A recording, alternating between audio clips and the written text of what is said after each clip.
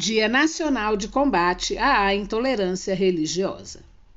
Dia 21 de janeiro é o Dia Nacional de Combate à Intolerância Religiosa desde 2007, quando o presidente Lula, em seu segundo mandato, sancionou a Lei 11.635. A data marca a morte de Mãe Gilda de Ogum, vítima de um ataque cardíaco no ano de 2000. Causado por uma série de ações de intolerância religiosa e racismo cometidos contra ela, seu terreiro, seu trabalho e sua fé. Essas ações, infelizmente, têm sido ainda mais comuns nos últimos 4 anos, sob o discurso fundamentalista e racista de Bolsonaro e seus seguidores. Desde as falas preconceituosas até incêndios criminosos em terreiros e vandalismo contra imagens. Vê-se uma longa lista de atitudes de intimidação, agressão e invisibilidade. Esses ataques não são somente de ordem religiosa, são nitidamente atos de racismo. Lembre desta: vandalismo na prainha. Basta de racismo religioso. Os dados mostram a dimensão dessa violência. Em 2019, números revelados pelo portal Brasil de Fato mostram que houve um aumento de 56% nas denúncias de casos de intolerância religiosa, sendo a maior parte delas registradas por praticantes de Umbanda e Candomblé. Relatório da Rede Nacional de Religiões Afro-Brasileiras e Saúde, intitulado Respeite o Meu Terreiro, de 2022, entrevistou 255 lideranças religiosas.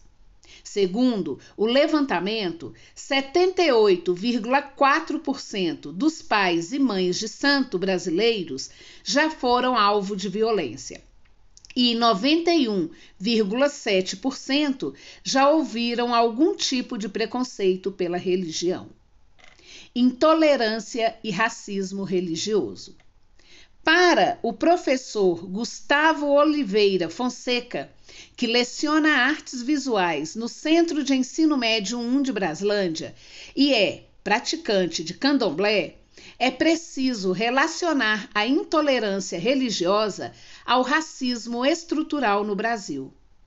A religiosidade é um elemento de toda uma cultura que chegou ao Brasil com grupos de negros africanos escravizados.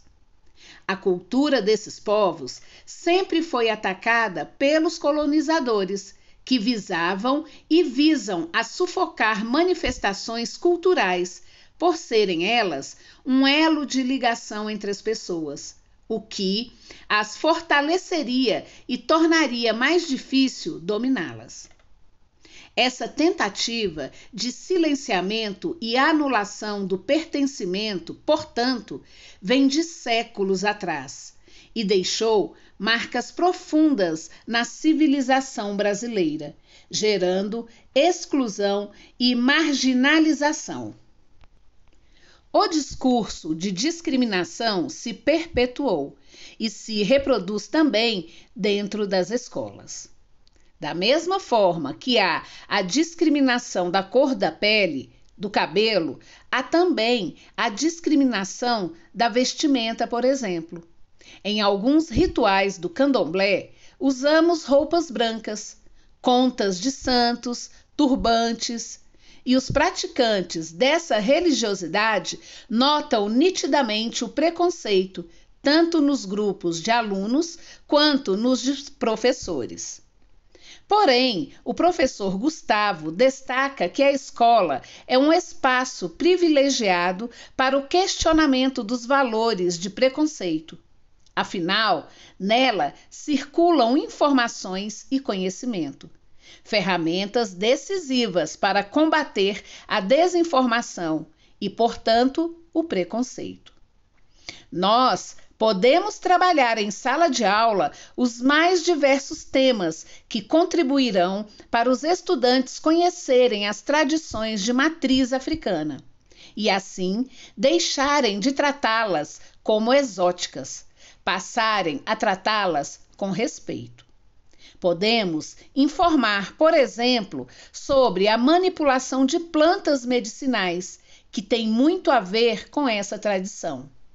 O candomblé tem uma relação muito ética e cuidadosa com a natureza, e os orixás expressam isso.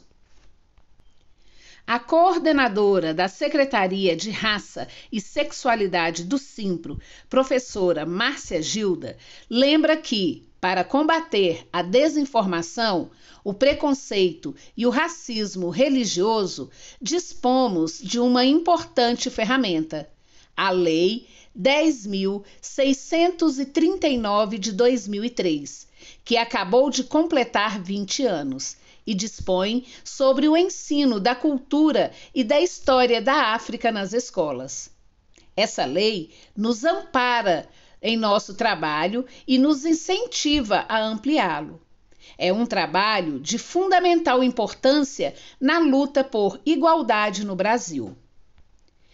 Em dezembro de 2022, o Simpro lançou o caderno É Preciso Ser Antirracista, que visa a contribuir com temas e abordagens para combater o racismo em sala de aula. Esperança no futuro. Desde 1º de janeiro de 2023, com a posse do presidente Lula, algumas mudanças começaram a acontecer.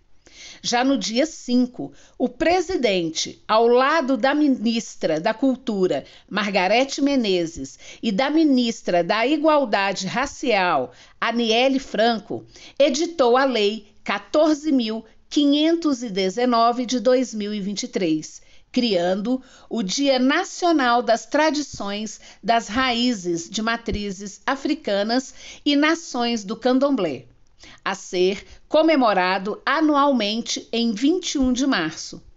As duas pastas, Cultura e Igualdade Racial, aliás, foram recriadas pelo novo governo e são dirigidas por mulheres negras. Em 11 de janeiro, em meio à posse das ministras Aniele e Sônia Guajajara, ministra dos Povos Indígenas, Lula também sancionou a lei que equipara o crime de injúria racial ao de racismo, que é inafiançável e imprescritível.